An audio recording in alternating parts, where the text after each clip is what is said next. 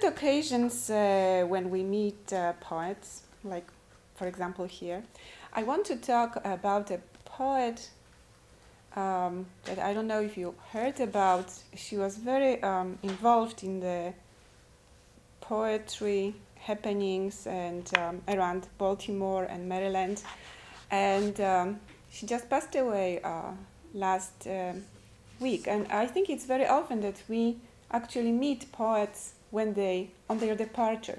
I was fortunate to know her, and I would like to read for you. That's a book. One of the things she did was publishing. She actually started the press, and I want to read her bio and then one of her poems. This book was published in 1979, so of course it's the bio here is from 1979. Stacy Tathill graduated from the University of Kentucky, attended the Universidad Nacional de Mexico, and received an MS from the University of Illinois. She had been an intermittent student at the University of Maryland for 15 years, studying whatever interests her.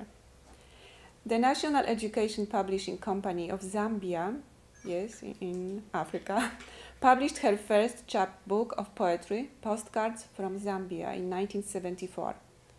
Notes from a Learning Factory was published by Higginson Press of Maryland, 1976.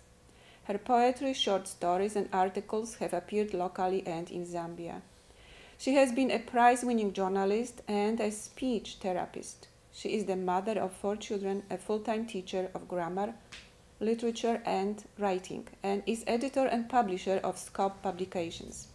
She is a founding member of the Writers' Center, Glen Echo, Maryland, and is an elected member of the board of directors. With Walter H. Kerr, she co-edited an anthology in 1977, Rye Bread, Women Poets Rising. Second Rising, this book, is a follow-up of that anthology. We are tired of voyages, inland journeys, the slime of ancient rivers, the looming outlines of dark figures, and the small red eyes of cooking fires. Years ago, our pulses danced to primitive rhythms of Congo drums, with heads stretched tight as kudu skins, panding away the awful fears of shadowy things unseen and monstrous.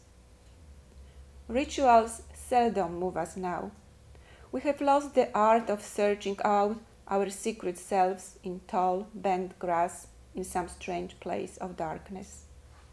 We can ignore the pointed teeth of cannibals, the fetid stench of rotting hippo meat, the malaria of wars, the rusty guns of pilgrims. And we offer thin excuses for the games men play with dominoes whittled from human bones. Now here we sit, benign as Buddhas. Our masks are as yellow as old ivory. Our riddled minds, sucked into TV sets, rise on mist, electrostatic crackling, and slither off the tips of antennae.